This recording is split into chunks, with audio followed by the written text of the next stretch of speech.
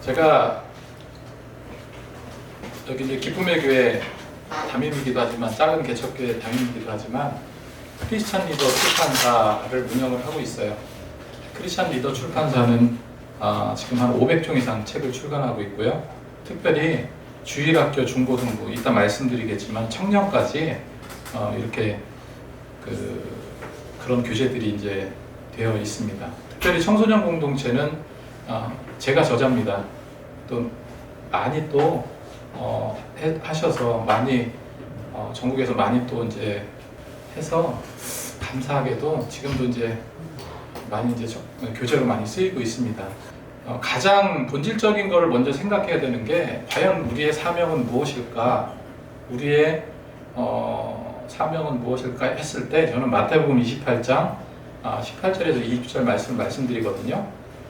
주님께서 마지막에 이제 제자들에게 말씀하신 유언과도 같은, 근데 예수께서 나와 이르시되 모든 권세를 내게 주셨으니 너희는 가서 민족으로 제자 삼고 아버지와 아들과 성령의 이름으로 세례를 베풀고 가르쳐 지키게 하라. 여기서 제가 집중적으로 제가 봤던 것이 바로 가르쳐 지키게 하라. 지난주에 말씀드렸던 겁니다. 가르치라는 것은 디다케, 그렇죠? 이 디다케라는 것은 그냥 가르치는 거예요. 가르치는 거. 지금 제가 가르친다면 좀 웃기지만 이렇게 어떤 강의할 내용을 가지고 와서 제가 설명하면서 하나하나 가르치는 거예요. 이게 바로 디다케입니다. 근데 성경에서 신앙교육이라고 하는 거, 청소년을 가르친다, 주일학교를 가르친다 했을 때 그냥 단순히 가르치는 것만 얘기하고 있지 않아요. 그러니까 이 교수가 학생들한테 가르침을 줘서 어떠한 목표치를 놓고 가르쳤을 때 학생들은 그걸 소화하면 되거든요. 그러면 끝이에요. 뭐 공부 잘해서 시험 100점 맞든 빵점 맞든 교수는 거기에 대한 책임을 안 져도 되는 거잖아요. 근데 성경에서는 가르치는 것 플러스 뭐가 있냐면 지키게 하라라는 게 들어가 있어요. 지키게 하라. 이게 뭐냐면요. 테레오라는 단어입니다. 테레오. 그럼 지키게 하는 거는 뭐냐면요. 내가 이제 청소년을 가르친다. 그러면 가르치는 그 청소년을 내가 예를 들어서 서로 사랑하라 라고 가르쳤어요. 그러면 정말로 그게 그 청소년이 정말로 서로가 사랑하는지, 사랑을 실천하는지 이거를 확인하고 체크하고 또 나름대로 본인이 평가도 하고 잘못했었을 때는 너 이렇게 사랑해야 돼, 이렇게 실천해야 돼 까지 지켜보는 거를 말해요. 그러니까 우리는 가르친다라는 그 카테고리 안에는요, 가르치는 본래의 기능과 지키게 하는 또 다른 기능이 또 들어가 있는 거죠. 그러니까 제가 이렇게 이야기를 해서 끝내는 게 아니에요. 교회에서 교사는 그래서 여러분 가르치는 게 쉬울까요? 지키게 하는 게 쉬울까요? 네? 지키게 하는 게 쉬울까요? 어려워요. 깜짝 놀랐어요. 가르치는 거 어렵지 않습니다. 그리고 똑같은 거 예를 들어서 교수들 써먹던 거 계속 하잖아요. 했던 얘기 또 하고 또 하고 또 하고 하잖아요. 그렇게 써먹는데 가르치는 거 어렵지 않아요. 몇 시간 준비하고 또 이제 부족하면 안 되니까 기도 좀 하고 그렇게 하고 앞에 서서 이끄시는 대로 가면 돼요. 근데 지키게 하는 거는요, 이건 정말로 끈질긴 사역이에요. 끈질긴 사역. 그래서 이게 바로 아까 제가 말씀드렸던 것처럼 본질이다 하는 거예요. 이게 우리의 사명을 놓고 봤을 때 이거 우리가 기억하자는 거고, 두 번째로 뭐냐면 청소년들을 교회에 계속해서 나오게 하는 견인들이 있어요. 이끄는 거. 그거는 첫 번째가 바로 우리의 노력이라는 거죠. 저도 부흥기가 있었고, 그 다음에 청소년들 옛날에 뭐 축구팀까지 조직해가지고 축구대회도 열고 막 그렇게 해서 그때 굉장히 많이 모였었던 적도 있었거든요. 근데 지금하고 그때하고 생각을 해보면 그때는 열정을 쏟았던 것 같아요. 그냥 몰입했던 것 같아요. 거기 아이들 데리고 영화 찍자 해가지고 단편영화, 옛날에 그 갤럭시 탭 있죠? 처음에 패드 나온 거 그거 가지고 막 영화 찍고 애들 그 신기해가지고 와가지고 또 친구 데려와서 또 찍고 재밌었어요. 근데 그런 열정을 갖지 않으면은 이게 안 돼요. 그러니까 아이들을 끌어모을 수 있는 가장 중요한 견인은 노력이다. 그 다음에 뭐냐면요, 그 아이들을 우리가 리더로 키워야 돼요. 이게 빠져나가지 않게 하는 가장 중요한 부분이라고 생각하거든요. 예를 들어서 이런 거죠. 예를 들어서 지난번에 했던 말씀으로 한 번 더 드리면, 아이들이 뭐 저 빕스 시식권 때문에 교회를 싹 빠졌잖아요. 예전에 싹 빠졌을 때, 그때 우리 교회 입장에서는 얼마나 그게 한편으로 화가 나기도 하고, 왜 애들이 이렇게 행동할까라고도 생각을 하고. 근데 애들은 단순하거든. 그런데 여러분 가만히 그 차이가 뭐가 이렇게, 만약에 여기가 온전히 내가 섬기는 교회, 내 교회다, 내가 여기에 뼈를 묻을 교회다라는 그런 마인드를 갖고 있었다면 그 아이들이 그 티켓 하나 바라고 갈까?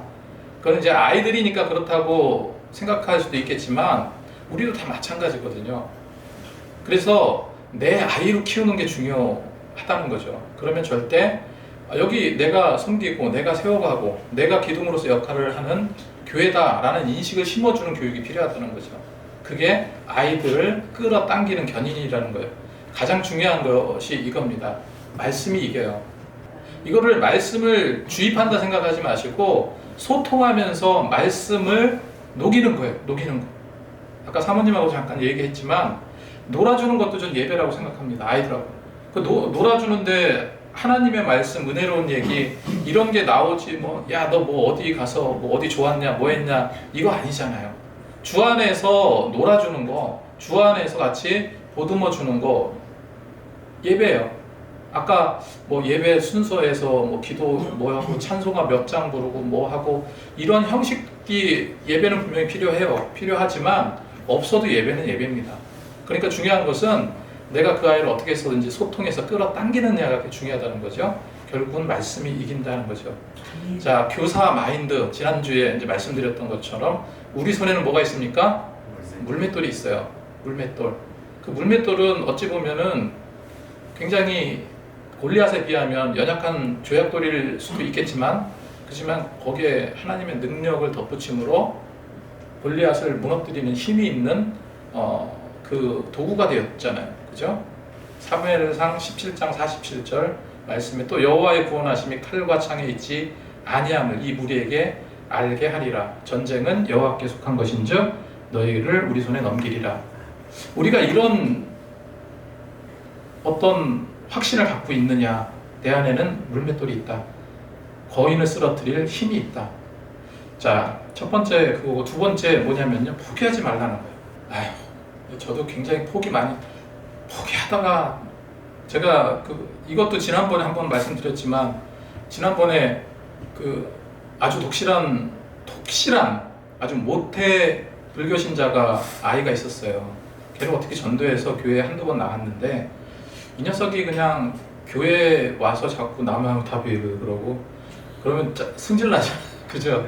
근데 결정적으로 지난번에 예수님 영화 킹 오브 킹스를 애들하고 보러 갔는데 이 녀석이 다 정말로 신앙생활 잘하는 애들도 많잖아요. 선생님들이 어떻게 해서든 얘네들 신앙 집어넣게 하기 위해서 애들 데리고 영화 한 편 다 보이고 뭐 그러면서 너 예수님 어떻게 생각하니 막 다 그게 그려지는데 이 녀석이 막 이렇게 뭐 비꼬면서 이렇게 보면서 봤을 때는 괜찮았나 봐요. 딱 불이 켜지고 다 끝나고 이제 불이 딱 켜지고 그런 순간에 얘가 큰 소리로 뭐라고 했냐면 나무 아미타불 그랬어요. 거기서요. 어떻게나 화가 나든지. 근데 그게 그 아이 잘못일까요? 그렇지 않죠. 뭐 포기하려고 했었던 거 너무 많아요. 사실 너무 안 돼. 잘 안 되잖아요. 환경도 안 되고 시스템도 안 되고 가르칠 교사도 없고 사실은 포기할 수밖에 없는 상황이라고 생각하고 포기한다고요. 근데 그렇지 말자는 거예요. 포기하지 않으면 아이들은 세워지기 마련입니다. 갈라디아서 6장 9절에 우리가 선을 행하되 낙심하지 말지니 포기하지 아니하면 뭐하지 아니하면 포기하지 아니하면 때가 이름에 거둔대요. 네. 예, 아멘이죠. 아멘. 자, 그 다음에 지식이 아닌 만남의 도구. 이건 뭐냐면 절대로 예전에 책 중에 이런 책이 있어요. 절대로 가르치지 말라라는. 요즘에는 가르치려고 하면 꼰대 소리 듣잖아요. 마찬가지입니다. 근데 성경적인 지식을 주입하려고 생각하면 절대 안 된다는 거예요. 성경을 이렇게 주입하려고 생각하지 말고 만남의 도구가 돼야 돼요. 여러 번 실패했던 이유 중에 하나가 저는 어떻게 해서든지 이 도구로, 주입하려고만 안가님이 썼던 것 같아요. 그게 굉장히 이 목회자가 좀 그래요. 목사가 그렇습니다. 예전에 저쪽에 있을 때 아이들이 한참 많이 나올 때 금요일마다 이제 아이들을, 그때가 고등학생만 10명이 넘었으니까, 고등학생 아이가 저 고3 아이만. 그래서 한 7, 8명은 항상 오고 그랬다고요. 근데 나는 뭐 급한 거야. 어떻게 해서든지 얘네들 데리고 성경 공부하고 싶은 거죠. 집사람은 일단은 금요일 저녁에 밥을 해주자. 그래서 밥을 먹고 그 다음에 얘기하고. 근데 저는 그게 그 과정이 너무나 그게 답답했어요. 그래서 막 성경 공부하자고 그러니까 그 뒤로부터 잘 안 나오는 거예요. 이게 어쨌건 맞춰야 될 건 맞춰야 돼요. 근데 만약에 교사와 아이가 끈끈한 관계가, 그런 어떤 소통의 그런 게 형성이 돼 있다면, 가르치지 안 가르치려고 해도 그러니까 어려운 얘기하건 뭐를 하건 그 말씀을 소화를 시키는 소화력이 생긴다는 거죠. 그래서 지식이 아닌 만남의 도구를 계속 만들어라. 자, 중요한 거 또 한 가지 있습니다. 지금 이 자리에 계신 여러분이요, 희망이에요. 여러분 존재 자체가 희망입니다. 여러분이 계시기 때문에 그나마 청소년들이 저 세상에 빠지고 핸드폰에 빠지고 이랬던 아이들을 그나마 땡겨올 수 있는 거예요. 만약에 우리조차 죽어버리면 그건 정말로 희망이 없는 거죠. 그죠? 이 교회가 나이 들어가고 늙어가고 그런 우리가 이 시대를 맞고 있는데, 여러 가지 이유들을 따지면 여러 가지 있지만 결국은 처음에 말씀드렸던 것처럼 쉽게 포기했고, 그 다음에 그를 향한 끈질긴 어떤 노력이 없었다는 거, 그죠? 그거는 아마 인정하실 겁니다. 근데 그럼에도 불구하고 뭔가 좀 배우고 이거를 교회에서 적용하려고 생각하고 계시다면 여러분 자체가 소망이고 희망입니다. 여러분이 있기 때문에 중고등부 주일학교가 세워지는 거예요. 자, 마태복음 5장 13절 말씀. 너희는 세상의 소금이니 소금이 만일 그 맛을 잃으면 무엇으로 짜게 하리요. 후에 아무 때나 쓸데없어 다만 밖에 버려져 사람에게 밟힐 뿐이라 했습니다. 맛을 잃지 않는 교사, 맛을 잃지 않는 저희들이 됐으면 좋겠어요. 자, 그 다음에 아멘을 너무 세게 해주시니까 제가 황송하네요. 너무 감사합니다. 이거는 뭐를 제가 말씀드리냐면요, 대형 교회는 상관없어요.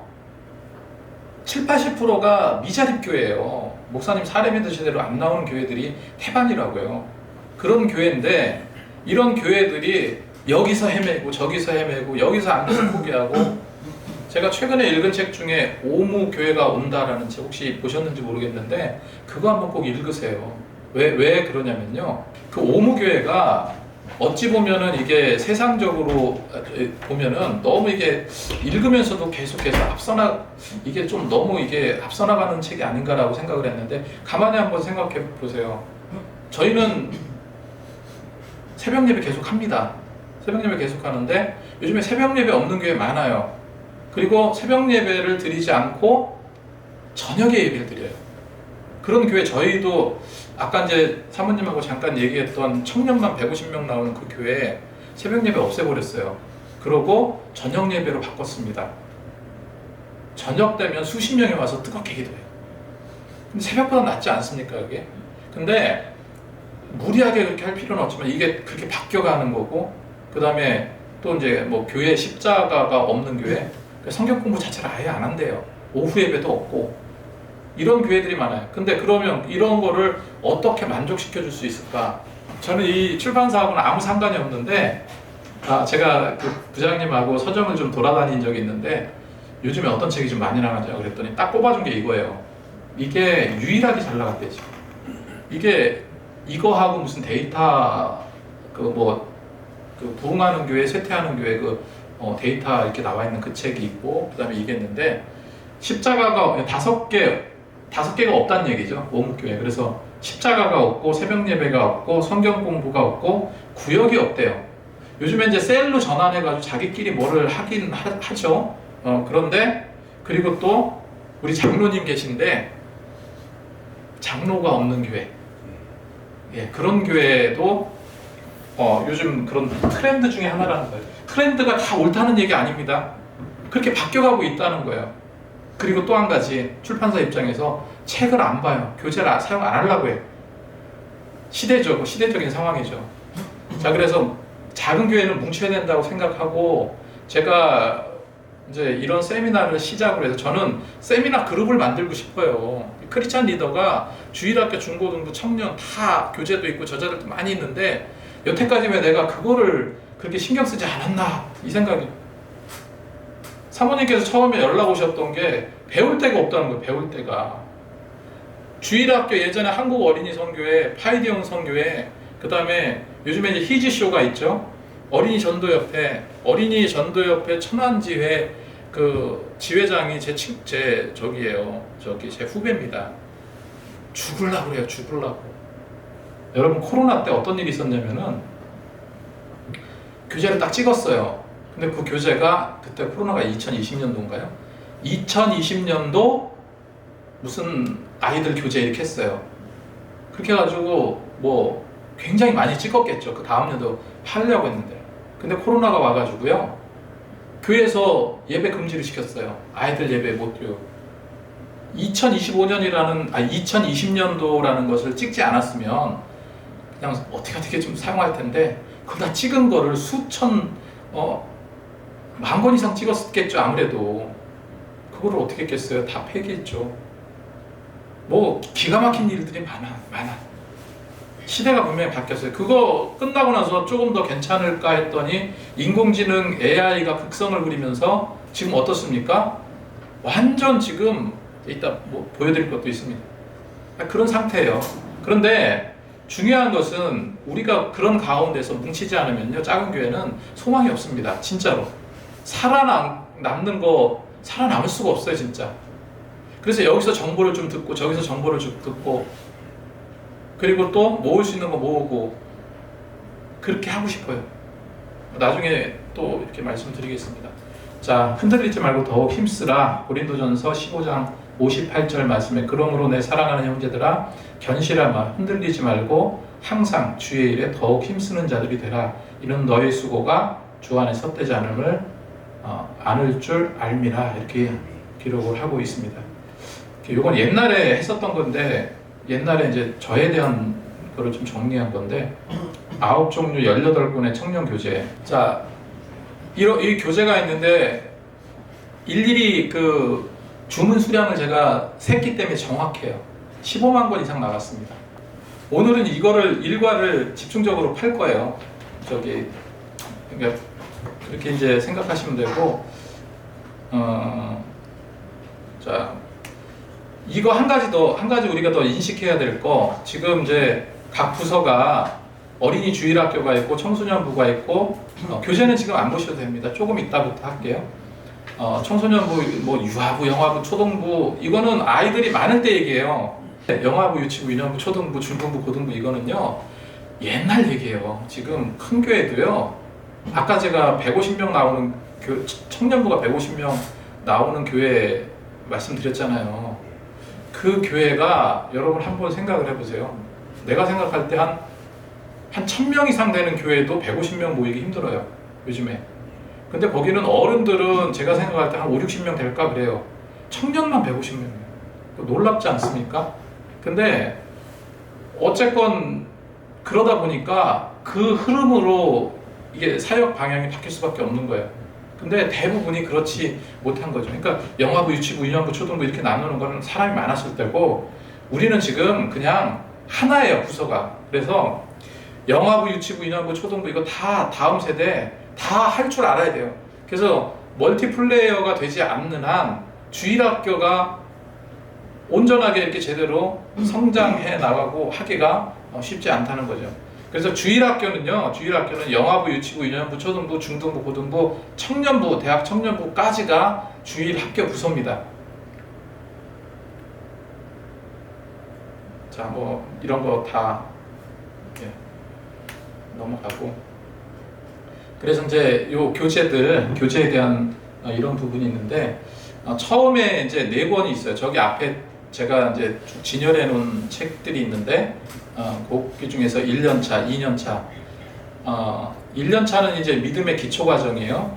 그 아까 이제 요거 요게 제 1권입니다. 제 1권이고 요게 이제 4권으로 되어 있는데 총 48주예요. 12주, 12주, 12주, 12주에서 48주인데 1년은 52주잖아요. 그럼 4개 주가 빠지잖아요. 그거 꼼꼼하게 1년 동안 이 4권으로 다 끝내는 교회 거의 없어요. 이게 분량이 많지도 않고 적지도 않지만 요즘 같이 시간에 밀려가지고 이거를 본과를 다 한 주에 한 과를 다 끝낸다. 이거는 쉽지가 않아요. 어쨌건 48주에서 1년 과정으로 이렇게 이거를 이제 기획을 했고요. 이거는 뭐냐면 그냥 기초입니다. 기초. 교회는 왜 다녀야 돼요? 예배는 왜 드려야 돼요? 주기도문이 뭐예요? 예수님이 누구세요? 왜 예수를 믿어야 돼요? 뭐 이런 것들. 그 다음에 2권은 정말로 복음에 집중한 거. 정말로 예수님 한 분, 죄와 예수님 구원에 집중한 책이 2권입니다. 처음에 와서 뭐 그냥 생각 없이 애들하고 놀다가 은혜를 받았어. 그럼 이제 예수님에 대해서 더 뼈저리게 깊이 있게 배워야 되지 않겠어요?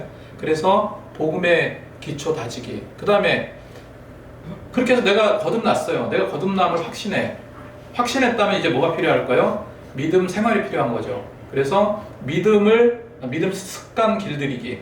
그 다음에 4번째 책은 그러면 믿음 습관을 길들이는데 믿음 생활하는 게 계속 익숙해져야 되는데 거기에 참고될 만한 성경의 믿음의 인물들을 우리가 이제 따라하는 게 필요하죠. 그래서 4번째 책이 성경 인물 따라하기고요. 그 다음에 그 밑에 제가 몇 번 저렇게 보시라고 한번 놨어요. 그 밑에 뭐죠? 저는 이게 더 진짜 이건 없어요. 다른 데 어떤 저자도 쓰지 않은 책입니다. 이 책이 리더예요. 리더 과정이에요. 아이들을 그냥 성경 공부 좀 가르쳐야지. 그 다음에 또 뭐 구원받게 하기 위해서 내가 어떻게 노력해야지. 필요하고 당연히 그렇게 해야 되는데 중요한 건 내 교회 아이들로 만들자는 거예요. 내 교회 아이로. 다른 교회가 아니라 그게 이기적이라고 생각하면 이기적일 수도 있겠지만 그러지 않고 어떻게 부흥하겠습니까? 아이들을 내 교회 아이로 만드는. 그래서 첫 번째 책가 뭐냐면 난 내 교회 리더가 될 거야. 제목이 그래요. 난 내 교회 리더가 될 거야. 자, 리더로 그러니까 그러면 청년부 학생부에서 리더라고 한다면 누구를 얘기할까요? 뭐 임원들이 될 수도 있겠죠. 그죠? 임원들. 그리고 좀 어쨌건 좀 이 마음에 어떤 이렇게 열심히 있는 아이들이 되겠죠. 그를 한 명 한 명을 온전하게 세우는 거, 이게 교사의 몫이라고 저는 생각을 하는 겁니다. 그러면 그 리더를 세웠어. 그럼 그 리더로 세운 그 아이들이 뭐 해야 되겠습니까? 신앙생활 잘 해야 되겠죠. 또 한 가지 놓치지 말아야 될 거, 걔네들 전도훈련 시켜야죠. 그래서 2번째 책이 뭐냐면 친구야 기쁜 소식을 전해줄게. 이 책입니다. 그러니까 이 2권은요, 이거 쉽게 말해서 리더가 되는 과정, 그 다음에 아이들을 전도하게끔 만드는 책이에요. 이 2가지 책 그게 필요하고, 그 다음부터 이제 성경 공부 과정입니다. 구약, 신약 이렇게 해가지고 3년차로 과정이 돼 있고요. 그렇습니다. 자, 조금 있다가 저기 심심해지면 제가 또 요걸 가지고 또 설명할 거 있으면 설명드리고요. 책을 한번 보겠습니다. 어디 보시냐면요, 2페이지 한번 보세요. 2페이지에 보면 초판 1세 발행이 2014년도에 1세 발행을 했고, 그 다음에 초판 몇 세로 찍혔어요? 7세. 그 7번 찍었다는 얘기예요. 그죠? 예, 7번 찍었고 처음에는 막 한 3,000권, 4,000권 찍었습니다. 지금은 이제 다 팔려도 그렇게까지는 못 찍고 뭐 한 1,000권, 1,500권 이렇게 찍습니다. 그러니까 한 3,000권씩 하면 한 2만 권 이상 나간 거죠. 그죠? 예.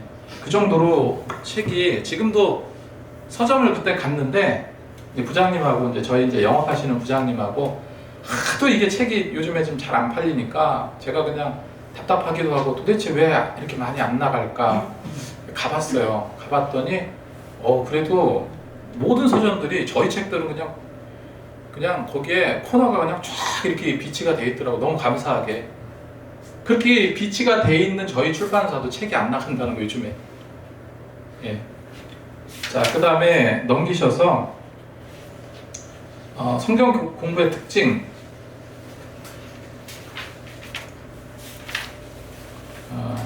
몇 페이지인가? 3페이지. 성경 공부의 특징 있죠? 첫 번째로 가장 복음적인 메시지로 꾸몄다. 오직 복음입니다. 그죠? 네, 그래서 G3는 오직 예수, 오직 복음, 오직 하나님의 은혜, 또 grace, great God's grace, 오직 하나님의 은혜. 뭐 이거예요. 그냥 제가 만든 거예요. G3. 그래서 구속사적인 관점에서 책을 만들었다. 두 번째가 주제가 분명하고 명료하다. 매가마다 새로운 주제로 넘어가기보다 간단하면서도 반복적인 것. 간단하면서도 반복적인 거. 여기에 제가 초점을 맞춰서 그렇게 쓰려고 노력을 했어요. 뭐를 전달하는 건 한 번이면 끝나요. 그죠? 너 이거 해. 딱 한 번이면 끝납니다. 그런데 보다 더 몸에 익히기 위해서는 여러 번이 필요하고, 그게 습관화되기 위해서는요, 계속 중복해서 아주 듣기 싫을 정도로 들으면 몸이 반응한대요. 그때부터는 생각이 반응하다가 몸이 반응하는 거죠. 그런 의도를 가지고 만들긴 했는지 모르겠어요. 자, 세 번째로 모르는 내용은 말씀을 근거로 기획하였다. 그러니까 성경 말씀을 근거로 했습니다. 자, 네 번째, 바이블 스토리텔링을 통해서 주요 내용을 쉽게 전달했다. 오랫동안 기억에 남는 것은 결국 이야기입니다. 자, 이것도 제가 말씀드렸는데, 제가 국민학교 다닐 때요, 저는 이제 모태신앙이다 보니까 주일학교 다녔어요. 열심히 시골에서 그 농촌 마을에서 열심히 다녔어요. 여름 성경학교 때인데 막 지금 생각해 보면은 뭐 의자를 다 장의자를 다 빼가지고요, 테두리로 이렇게 둘러놓고 안에 이제 놓을 수 있는 공간 만들어 놓고 선생님이 애를 많이 썼던 기억이 나요. 그때 그 어떤 선생님인지 하여간 삭개오 이야기를 융판 자료를 만들어서, 융판 자료 아세요? 융판 자료? 한 번 더 들으셔도 은혜입니다. 융판 자료 이렇게 돌려가지고 거기에 이제 나무도 붙이고 삭개오도 붙이고 뭐 이렇게 붙였는데, 막 그 삭개오가 막 이렇게 하면서 쭉 올라가다가 떨어지고 올라가다 떨어지고, 액션이 리액션이 엄청났어요. 우리 다 그냥 깔깔깔 웃으면서 너무 재밌어가지고 평생이 그게 기억에 남거든요. 그게 아마 3학년, 4학년 때 국민학교 그때 있었던 것 같아요. 기억에 너무 오래 남아, 선명하게 남아요. 결국은 남는 것은 이런 스토리, 이런 것이라고 생각을 하기 때문에 이 바이블 스토리텔링은요, 그런 내용을 이제 쉽게 제가 전달했다, 이런 거고, 제가 잠깐 요거를 인터넷에 요 시청각 자료를 무료로 다운받을 수 있어요. 저희 홈페이지 사이트에 가면은 스토리텔링 그 자료를, 그림 자료예요, 그림 자료. 그걸 다운받으셔서 PPT를 띄우든 아니면 이제 뭐 알아서 핸드폰으로 보여주든 그렇게 하면 됩니다. 그래서 바이블 스토리텔링을 통해서 쉽게 전달했다. 그 다음에 다섯 번째, 생각하고 토론하고 실천하는 데 집중했다. 그래서 성경은 늘 우리에게 뭐를 던져주냐면요, 실천적인 문제를 던져줘요. 그래서 충분히 생각하고 묵상하고 이해해야 한다라는 거고요. 그래서 넘기셔서 차례를 한번 보겠습니다. 차례.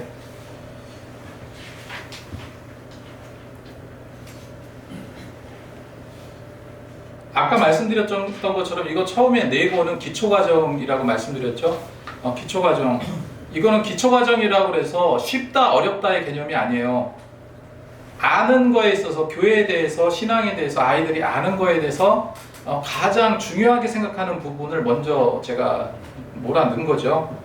그래서 애들이 와서 제일 먼저 어떤 생각을 하게 될까요? 교회 왜 다녀야 될까? 그렇죠? 왜 예수님만 믿어야 돼? 이런 거. 그 Y에 대한 성경적인 답을 제시해주고 그거를 믿음으로 이끌어가는 거, 이게 그 과정인 거죠. 그래서 첫 번째가 내가 살아가는 이유, 일과가 내가 살아가는 이유인데, 이게 제가 중학교 1학년 때였어요. 지금도 기억나는데, 여름인데 그 나무 그늘이 있고 벤치가 있고, 그런데 그때가 뭐 체육 시간인가 그랬나? 문득 그 벤치에 앉아서 하늘을 이렇게 쫙 봤어요. 그 어린 나이에 13살인가 14살인가 하늘을 딱 봤는데 갑자기 어떤 생각이 들었냐면은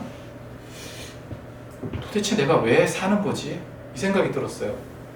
그때 그 기억이 지워지지 않더라고요. 내가 왜 예수를 믿어요. 그리고 믿음도 있다고 생각해요. 근데 도대체가 내가 사는 이유를 모르겠어요. 그때 그러니까 아주 어렸을 때 논리적으로 생각하는 그 시기가 아닌 시기를 제외하고 더 요즘에는 더 이른 나이에 그런 생각 들 수 있어요. 왜 살아야 될까? 그럼 내가 살아가는 이유에 대한 명확한 성경의 답을 제시해 줘야죠. 그렇죠? 네, 두 번째가 교회는 왜 다녀야 되는가? 또 이제 요즘에 막 인터넷 예배 드리고 그거 혹시 아시는지 모르겠지만 요즘에 교회 개척을요 아예 오프라인을 안 하고 인터넷으로만 교회 개척하는 데도 있어요. 근데 그렇게 해가지고 또 부흥한 교회도 또 있대요. 그러니까 지금 기준을 어떻게 우리가 잡고 나갈지도 굉장히 지금 중요한 시기잖아요. 그리고 뭐냐면 교회는 왜 다녀야 될까 했을 때 그냥 내가 믿음만 갖고 살면 되지 않나? 믿으래며 믿기만 하면 되잖아. 믿고 근데 그런데 왜 교회를 다녀야 될까? 여기에 대한 답을 또 우리가 줘야 되겠죠. 그 다음에 예배는 왜 드려야 될까? 이거 너무 맨날 반복적이지 않냐? 반복적이지 않냐? 저는 이렇게 이야기합니다. 왜 예배 드려야 될까 했을 때 이거 맨날 똑같은 거 반복적인 거 왜 우리가 맨날 이렇게 소모적인 일에 투자를 해야 되나? 아이들 생각은 그런 생각도 가질 겁니다. 그죠? 이렇게 고급스럽게 생각은 못 하더라도 그런 생각 가져요. 그래서 저는 이제 밥 먹는 걸 이야기하죠. 맨날 똑같은 반찬 먹고 똑같은 국을 먹고 반찬 없다고 짜증내고 그러지만 결국 그걸 안 먹으면 어떻게 됩니까? 네? 어떻게 돼요? 죽죠. 그죠? 이게 적절한 비유인지는 모르겠는데 아이들 그렇게 이해를 시켰어요. 저는 더 좋은 방법이 있으면 말씀해 주세요. 자, 그 다음에 안식일이 왜 주일이 되었나? 특히 여기에서는 성경적인 이해가 좀 필요하죠. 그래가지고 아이들 특별히 요즘에 뭐 하나님의 교회 안식일을 막 그렇게 하잖아요. 그죠? 요런 거, 그 다음에 하나님은 어떤 분이신가? 예수님은 누구신가? 성령님은 누구신가? 성령님이 하는 일이 누구신가? 그리고 12번째 우리가 죄인인가요? 거기서 마지막에 이제 죄에 대해서 살짝 집어넣었어요. 죄에 대한 것에 죄가 무엇인지 아이들에게 알려줘야지 2권으로 넘어갔을 때 거기는 처음부터 끝까지 죄와 예수님에 대한 거거든요. 그거를 들어가는 통로입니다. 그래서 죄와 구원과 연결점을 찾기 위해서 12번째 그거를 넣었다는 거죠. 자, 넘기셔서 8쪽.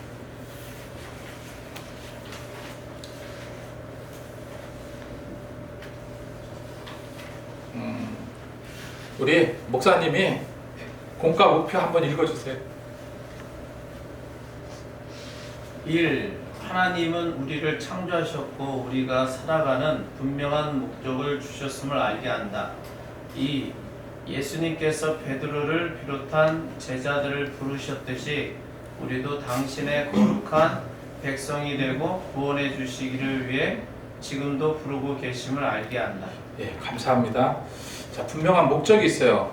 내 중심에서 하나님의 중심으로 옮겨가는 삶이 필요하고 마음 열기하고 이게 이제 성경 공부 구조가 그렇게 되어 있어요. 처음에 마음 열기, 아이스 브레이크일 수도 있고 마음 열기, 그죠? 그 다음에 말씀 살피기가 있고 넘기시면은 1권은 바이블 스토리텔링이라고 있습니다. 그 다음에 나누고 실천하기 있는데 제가 지난번에 말씀드렸듯이 본과가 예를 들어서 1시간이다. 그러면 50%는 소통하는데 소비해라 라고 말씀드렸어요. 성경 공부는 솔직한 얘기로 한꺼번에 다 하려고 생각하지는 마시고요. 그러면 마음 열기하고 나누고 실천, 제일 끝에 나누고 실천하기 요 두 개 챕터가 한 50%를 할애하시라는 거예요. 소통이 중요합니다. 아이들과. 자, 그러면 마음 열기 한번 볼게요. 그리고 또 한 가지 뭐냐면 교회마다 상황이 다 달라요. 충분하게 성경 공부할 시간이 충분하게 성경 공부할 수 있는 시간이 있는 교회가 있는 반면에 또 급하게 또 다음 뭐 준비하는데 바쁜 교회도 있기 때문에 거기에서 맞춰가지고 하시면 될 것 같아요. 근데 이 내용을 너무 설렁설렁하게 가면 안 되고 하나를 하더라도요 정확하게 뭐 2주 3주 가도 괜찮습니다. 정확하게 이렇게 해나가는 게 좀 필요할 것 같아요. 자, 처음에 8쪽 한번 보세요. 나는 몇 살쯤 그림과 같이 살게 될지를 괄호 안에 생각하는 나이를 적어보세요. 인생의 시작과 끝, 그림을 보고 무엇을 느꼈나요?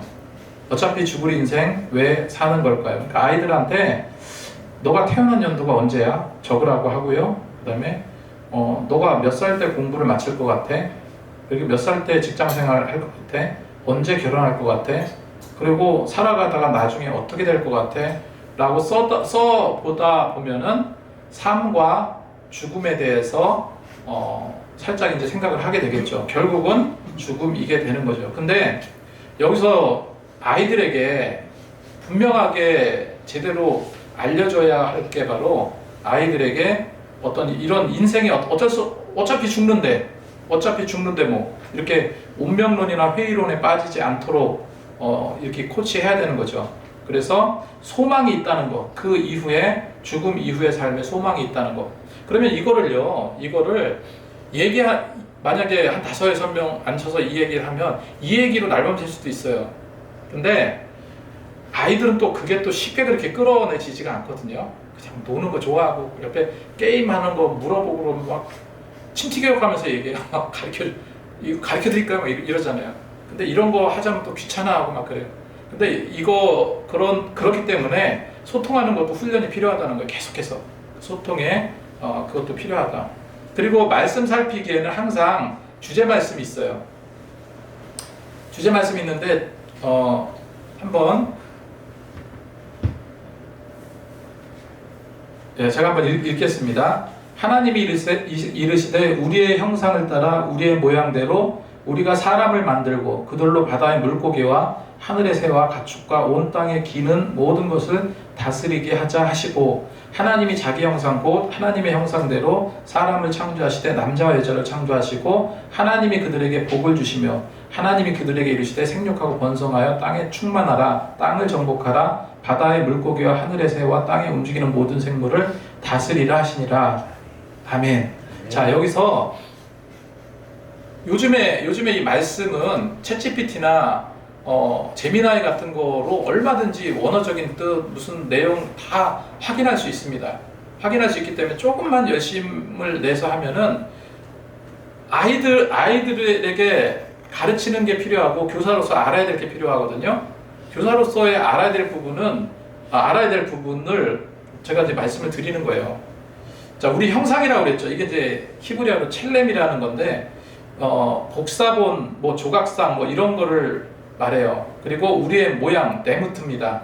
이거는 기능적인 관계에서 하나님과 유사성이 있다라는, 닮다라는 그런 의미를 가지고 있어요. 그러니까 하나님께서 당신의 형상 따라 만드시고 모양대로 만드시고 모든 것을 다스리라 했어요. 그러면서 하나님의 형상대로 하고 복을 주셨다. 그죠? 이거는 여기서 말하는 바라크라는 이 단어는요, 물질적인 복을 이야기하는 것이 아니에요. 여기서 바라크는요, 물질적인 축복이 아니라 평안과 온전함, 하나님 안에 있는 것을 말해요. 그래서 가장 큰 복이 뭡니까? 임마누엘인 거예요. 그래서 복을 주시고 그에게 생육하고 번성하고 땅에 충만하고 땅을 정복하고 다스리라. 그러니까 다스림의 축복을 주셨다 하는 거죠. 이거에 대한 것을 이걸 뭐 일일이 뭐 이게 원어적인 뜻은 뭐 이렇게 할 필요가 없죠. 교사는 반드시 근데 이런 부분을 알아야 되겠죠. 자, 1번 하나님이 인간을 창조하실 때 우리는 어떤 모습이었을까? 하나님의 형상대로 창조되었다. 그리고 하나님의 복받는 존재였다 하는 거죠. 그 답이. 그리고 지난번에 말씀드렸지만 하나님은 우리를 창조하실 때요, 제품으로 만들지 않으셨어요. 뭐 신라면 그러면 신라면은 수만 가지, 수십만 가지 똑같은 거, 맛도 똑같고 모양도 똑같고 그러죠? 근데 우리를 작품으로 만드셨단 말이에요. 이 하나님의 형상대로 만들었다는 게 창의적으로 하나님께서 만들어 주셨다. 그래서 모나리자 같은 유일무이한 존재로 우리 인간을 만드셨다. 이거를 아이들에게 이해시키는 것이 필요하겠죠. 그리고 에덴 동산에서 어떤 특권을 주셨나? 생육과 번성과 땅을 정복하고 다스림의 특권을 주셨다. 그러면 사람이 살아가는 목적이 무엇일까? 하나님의 영광을 위해서죠. 고린도전서 여기서 이제 질문이 있고 성경적인 근거가 항상 있습니다. 고린도전서 10장 31절에 먹든지 마시든지 무엇을 하든지 하나님의 영광을 위해서 하라. 영광을 위해서 하라. 그래서 여기서 영광의 의미, 독사라는 단어인데 하나님의 본질적인 가치의 중요성, 그분이 실제적인 임재의 능력을 경험하는 것, 그것을 이제 하나님의 영광이라고 우리가 이제 이해하면 될 것 같습니다. 43장 7절에 내 이름으로 불려지는 모든 자곧 내가 내 영광을 위해서 창조한 자를 오게 하라. 그를 내가 지었고 내가 만들었느니라 이렇게 기록하고 있습니다. 그러면 이런 거예요. 저기 벤다이어 그림 있죠. 벤다이어 그림이 이렇게 원이 동그란 게 이렇게 두 개 있으면 이게 겹쳐지잖아요. 중복되는 게 있잖아요. 그러니까 하나님의 보통 이제 신학적인 용어로 하나님의 공유적인 특성, 비공유적인 특성 이렇게 나누는데 이 가운데 겹쳐지는 거. 그러니까 하나님의 본성과 우리가 닮은 부분이 있고 죄로 인해서 벌어진 부분들이 있어요. 이거를 점차로 이거를 좁혀 나가는 것이 성화의 과정이다 하는 거죠. 그거를 우리가 이제 알면 될 것 같아요. 자, 넘기셔서 아래 이제 스토리텔링은 그냥 해보시면 될 것 같고, 자 나누고 실천하기 한번 볼게요. 이제 말씀을 소화시키는 부분입니다. 처음에 뭐죠? 마음 열기는 그러니까 간단하게 아이들과 소통하면서 말씀의 본문을 들어가게 하기 위한 어떤 그런 과정이고, 그러면 다 배운 다음에 이제는 그 말씀에 대한 소화가 되게 하는 거죠. 그래서 이게 나누고 실천하기인데, 첫 번째 나는 어떤 삶의 목적을 갖고 있는지 이야기해 봅시다. 그럼 이제 애들이 또 내 삶은, 나의 미래는 별의별 얘기 다 나오겠죠. 그거 다 들어주시라는 거죠. 근데 우리가 하나님의 영광을 위해서 살라는 성경의 말씀대로 살아가도록 노력해보자 이렇게 이야기하면 될 것 같고요. 2번 하나님의 영광을 위한 삶을 살아가기 위해 내가 무엇을 하며 어떤 노력을 할 것인지 이야기를 나눠보자. 일단은 나누고 실천하기는 이제 많이 들어주는 게 필요하죠. 그리고 혹시 마지막 승부 영화, 믿음의 승부 영화 혹시 찾아보셨어요? 보셨어요? 네. 어때요? 많이 울었어요. 많이 울었고요. 네. 너무 감동적이었죠. 근데 그게 교회에서 제작한 거예요. 아세요? 실화의 바탕. 네. 실화를 바탕으로 한 영화이면서 저예산으로 교회에서 직접 제작비를 내고 그게 수십 배의 수익을 벌어들였다고 하더라고요. 근데 거기에 주는 메시지가 너무 저도 이제 굉장히 감동을 받았거든요. 그래서 그냥 이 처음에 내가 살아가는 목적이 뭘까라고 할 때 그 영화 한 편 딱 보여주면 끝나는 것 같아요. 혹시 장로님 보셨어요? 영어 제목 한 번만 더 불러주세요. 예, 믿음의 승부입니다. 거기 써여 있어요. 예. 아, 예. 예. 네.